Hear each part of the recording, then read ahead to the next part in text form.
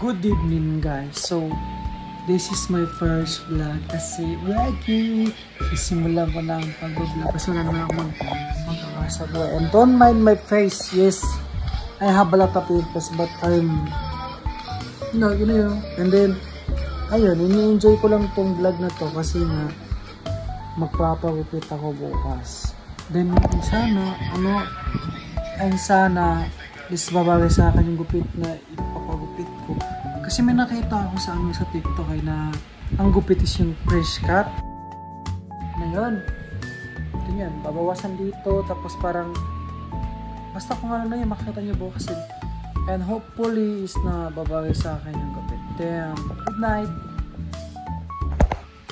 So, hello! Ako'y nagpapalit. Then, ngayon, ang oras na natin ngayon is lapit ang mag-alas 5. Then, papunta na ako ngayon sa barber shop. Then, napag-isip ko ang papagupitin. Kung nagupit is ang French cut.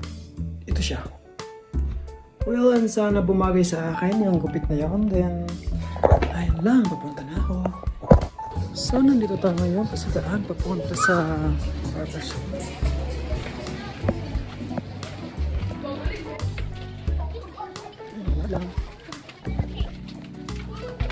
One eternity later.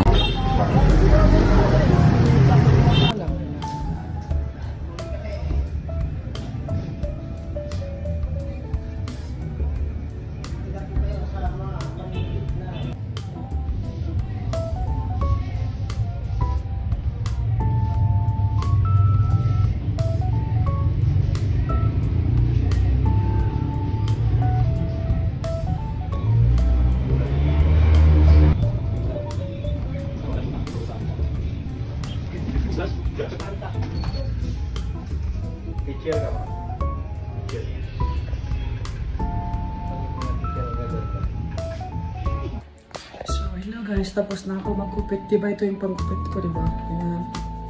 Yan, yung bote. Then, yung kinupit sa akin ito. Nakuha rin mo. Ano naman, pero tingin ko okay naman. Pero, ito ginaganito. Parang ano eh. Yan.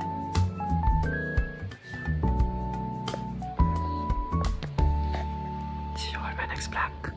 Meanwhile.